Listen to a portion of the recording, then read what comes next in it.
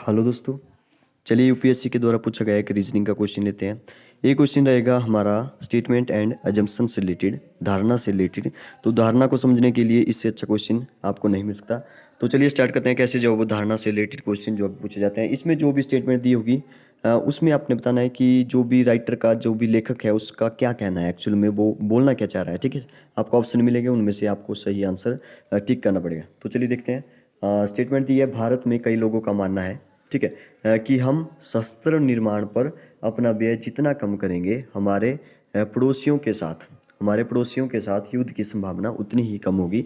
ठीक है, क्या बोल रहा है कि भारत में कई लोगों का मानना है कि हम शस्त्र निर्माण पर अपना व्यय जितना कम करेंगे, हमारे पड़ोसियों के साथ युद्ध की संभावना उतनी ही कम होगी। ठीक है, तो आगे लिखा है ये या तो युद्ध पीड़ित हैं या झूठा तर्क फैला रहे हैं।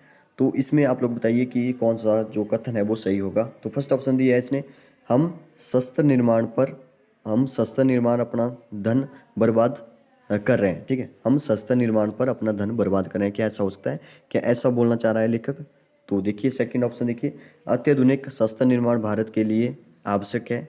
ठीक है, थर्ड देखिए, शस्त्र निर्माण जितना अधिक व्यय होगा, युद्ध की संभावना उतनी ही कम होगी। ठीक है, नेक्स्ट देखिए, शस्त्र निर्माण जितना अधिक व्यय होगा उतनी ही संभावना अधिक होगी इसकी।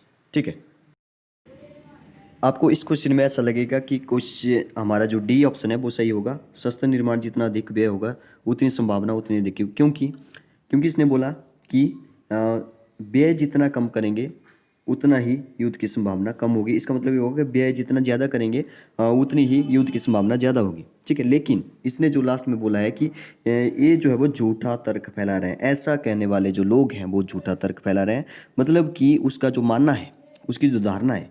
ठीक है, धारणा का मतलब है कि ऐसा लिखा गया है तो ऐसा क्यों लिखा गया है। ठीक है, तो इसके पीछे की उसकी जो धारणा है, मतलब कि वो लोग जो ऐसा बोल रहे हैं कि जितना कम व्यय होगा उतना जो है वो संभावना उतनी कम होगी, वो बोल रहा है कि ये जो है वो झूठा तर्क फैला रहे हैं या तो वो युद्ध से पीड़ित है। ठीक है, मतलब कि जो लेखक है उसने जो है वो अपनी धारणा में बताया है कि वो इसके बिल्कुल अपोजिट है। ठीक है, मतलब कि वो ये नहीं चाहता है कि जितना कम व्यय करेंगे उतना ही कम युद्ध की संभावना होगी।